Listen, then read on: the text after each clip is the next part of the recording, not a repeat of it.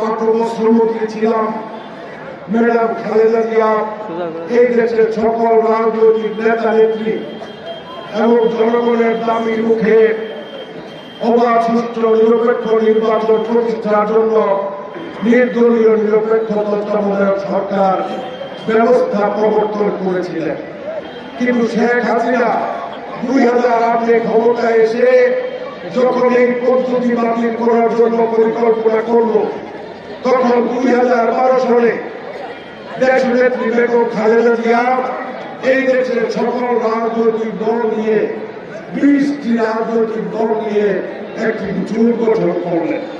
সেই জোটে এলডিপির মহাসচিব হিসাবে 2012 থেকে শেখ হাসিনার পতনের পূর্ব পর্যন্ত আমি রাজপথে সকল স্তরে এই দেশের জনমানুষের মুক্তির জন্য এবং নির্দলীয় নিরপেক্ষ তত্ত্বাবধায়ক সরকার পদ্ধতি পুনরায় বাস্তবায়নের জন্য আন্দোলন করেছি, সংগ্রাম করেছি, জেলে গেছি, অত্যাচারিত হয়েছি। আপনারা তো সকলেই এটা জানেন। এমনকি আমার প্রতিষ্ঠিত নির্মাণ আহমেদ কলেজে নবীনবরণ উৎসবে যাওয়ার পথে আমাকে হত্যার জন্য আক্রমণ করা হয়েছিল। আপনারা জানেন না? সেই দিন আমি আমার জীবন রক্ষার জন্য লাইসেন্স করা পিস্তল দিয়ে গুলি করে আমি আমার প্রাণ রক্ষা করেছি। প্রিয় ভাই আমার, শেখ হাসিনা যখন নির্দলীয় নিরপেক্ষ তত্ত্বাবধায়ক সরকার ব্যবস্থা বাতিল করে দিল, তখন 2014 সালে আমরা দেশনেত্রী বেগম খালেদা জিয়া নির্বাচনে অংশগ্রহণ করেন নাই। ওই সময় শেখ হাসিনা একতরফাভাবে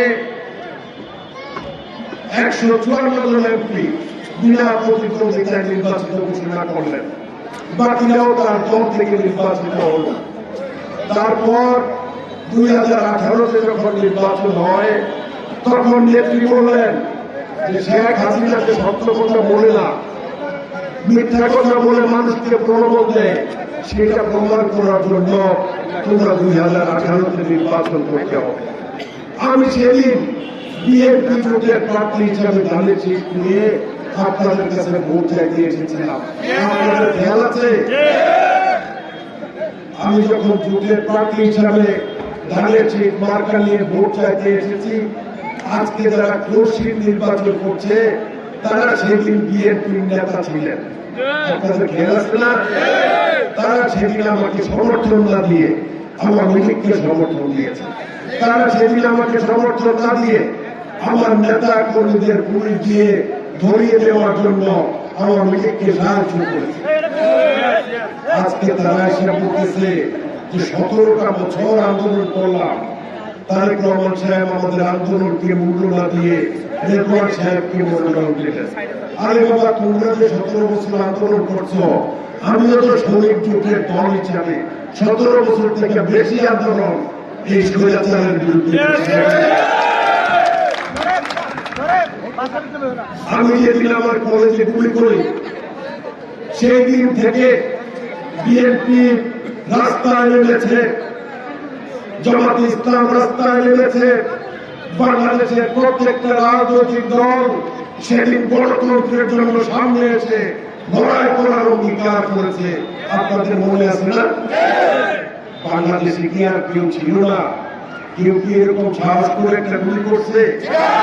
আওয়ামী লীগের দলের তো সব পলাইছে না? আমি আপনাদের সাহসী সন্তান মুক্তিযোদ্ধা, আমি প্রমাণ করেছি যে রেজওয়ান আহমেদ কোনো কিছুকে ভয় পায় না।